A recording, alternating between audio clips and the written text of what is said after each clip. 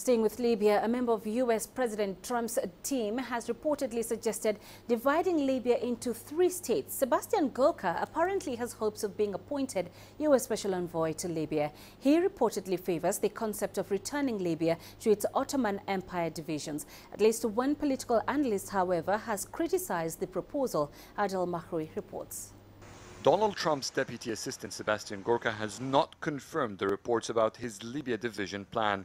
He'll be facing much stronger candidates if the White House is to appoint a Libya envoy soon.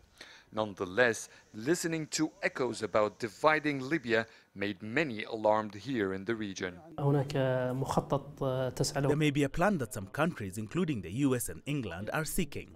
Dividing Libya is not a new concept. We've been mainly relying on the Libyan street and the nationalists to avoid the division from becoming a reality. Libya is already politically divided. It has 2 central banks, 2 governments, and sometimes more. What has been preventing that division to grow into independent states is oil. The lucrative oil fields known as the Crescent have been well controlled by the Libyan National Army in the east. Shall the country get divided, all non-eastern territories would be relatively poorer. There have been recent efforts to divide the National Petroleum Association. Some federalists have been calling for that to split it into an eastern and western division. If this happens, this is what would split Libya. Libya is in an extremely tough position. General Khalifa Haftar, who commands the Eastern Armed Forces, has not been fond of dividing the country, but the support he's been getting lately, particularly from Russia, has left some Western countries worried. It's maybe why many are wondering where Trump stands. Despite continuous US airstrikes against ISIL in Libya, the White House has not been speaking much about the North African country, and it's still not clear who will Trump support: the powerless government of national accord backed by the United Nations, or the Eastern government, which has a stronger grip over its territories. Adel EL Mahrouky, CGTN, Cairo. Let's get more details on this reported proposal and the regional reaction. CGTN's Adel EL Mahrouky is live in Cairo. Adel, is this alleged proposal of partitioning Libya an idea regional powers and Libya's neighbors like Egypt are likely to support?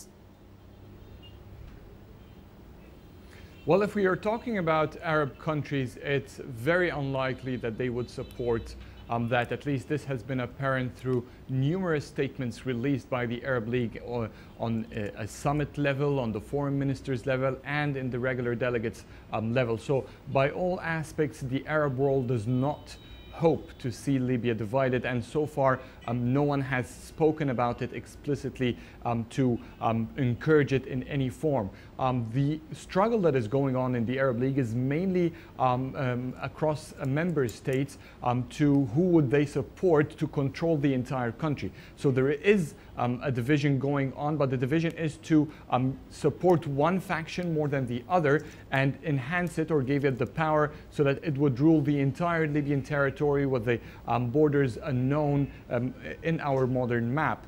So will the Arab world try to see that as a positive or to encourage the division? It's highly unlikely, mainly because those who support either factions, if both factions or 3 factions would have Libya split into 2 or 3 countries, it means that the rival factions to some of the Arab countries, for example, the western side to Egypt, for example, they would have their own state, and therefore they would become politically and economically stronger, which the countries who support rival factions would not want.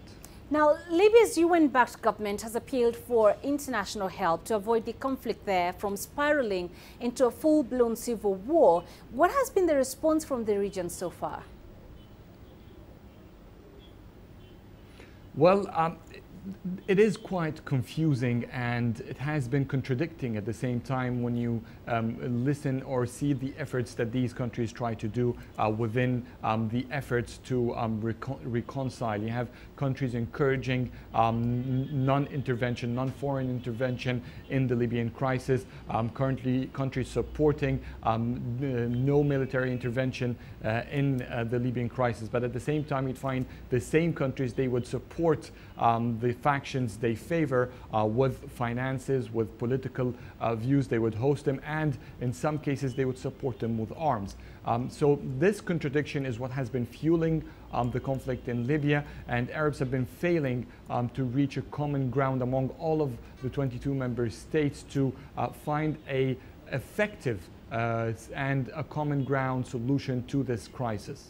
All right, Adel Mahrouky live for us in Cairo. Thank you, Adel.